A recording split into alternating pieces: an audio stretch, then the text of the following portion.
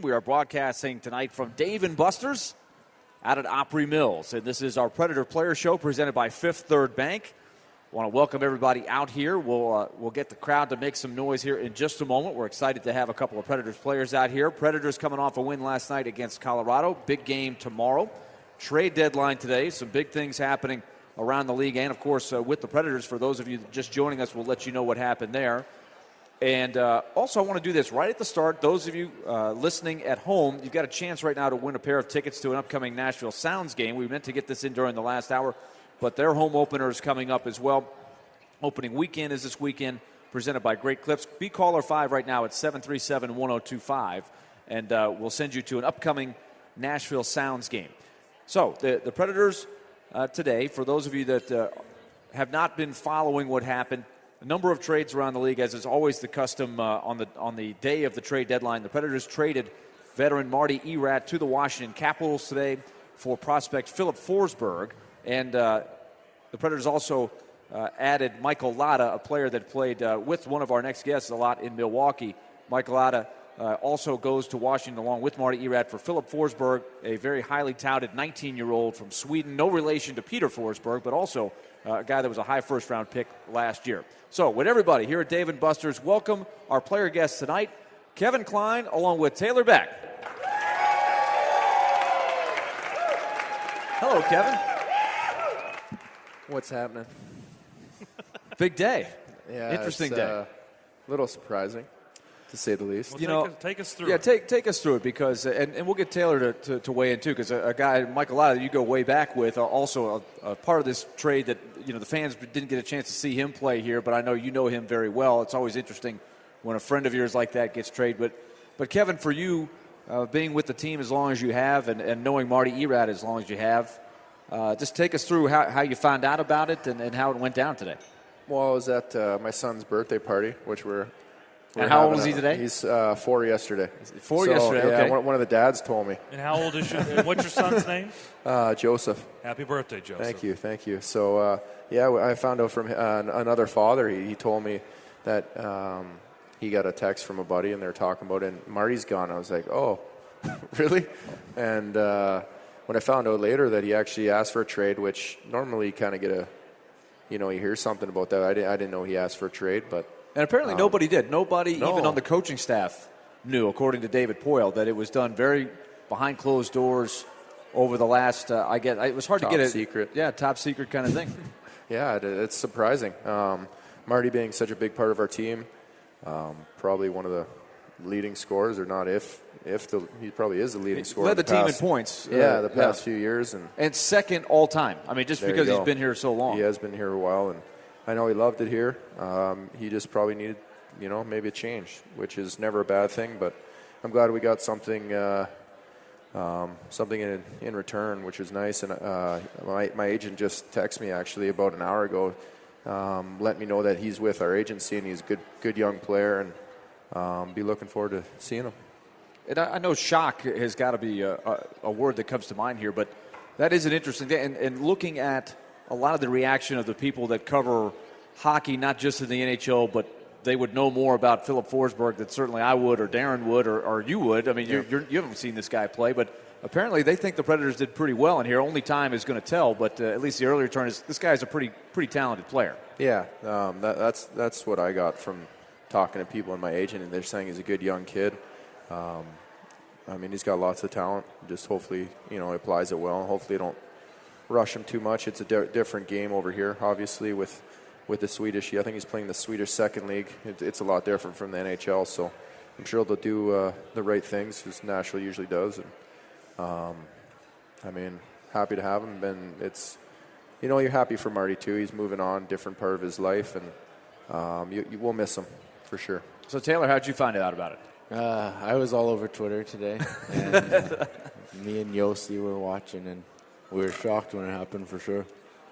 So you hadn't known Marty, I guess, as much, but when you found out Michael Latta was in the trade, what were your thoughts on that? Have you talked to him? Yeah, he's been my roommate last couple of years in Milwaukee, and the organization will definitely miss him. He's a heart and soul kind of player, and obviously they wanted him to throw him in that big of a trade. and wish him the best of luck. He's a great guy and a great player overall. How strange is it, Kevin? I mean, when you think about this organization, they've been adding players. So you're used to, at this point in time of the year, of bringing in new faces in the locker room, and the only thing that's happened this year was people departing. A little bit strange on your end, huh? Yeah, it is a little strange. You don't know whether we're going to be buyers or sellers at the deadline, being in the position we are right now. That losing streak, a month ago, definitely took its toll on the team and where we were and for the playoff situation. And obviously we're not going to pack it up now. We're still in the mix, and we got a big game tomorrow against Columbus. So it's one of those things where you hate to see what it does to your team right away.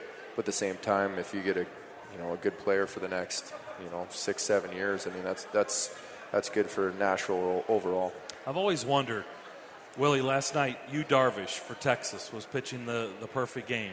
And you see nobody in the dugout for innings. They won't get near the guy. They won't talk to him.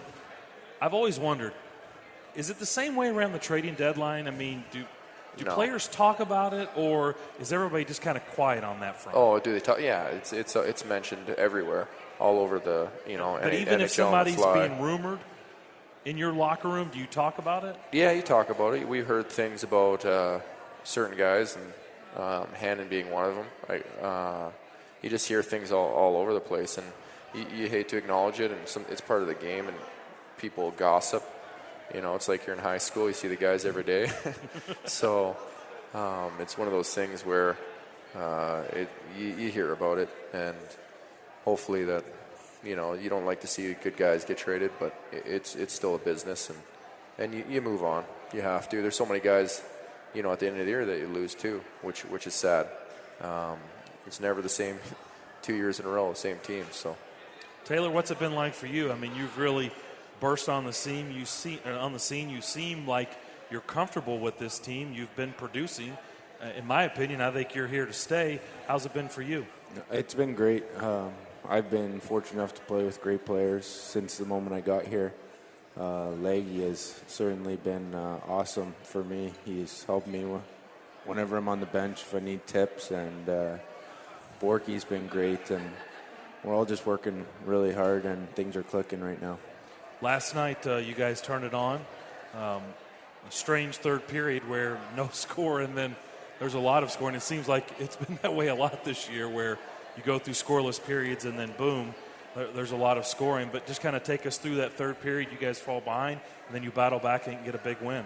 Yeah, we've this year it's been interesting because a lot of times it seems we're not playing to our capabilities for the first few periods. In the third period, we show that desperation that kind of defines us as a team, and we end up scoring a lot of goals or winning. Same thing in Chicago.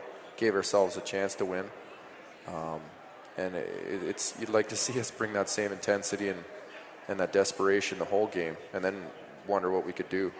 I noticed you said that after the Chicago game. I caught that quote. Yeah, I remembered I wanted to ask you that. Why do you think that is? I mean, I don't know. I don't know what it is. If I did, I'd fix it. Yeah. I was a little upset after that game because every point right now is huge. Ties aren't going to do it. We need to win, and I think the guys understand that. I just don't know if they understand the magnitude of it.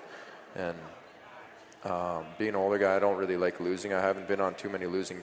I don't think I've been in any losing teams, really. I think I haven't made playoffs once since I've been in the national system. So, I mean, we're expected to win.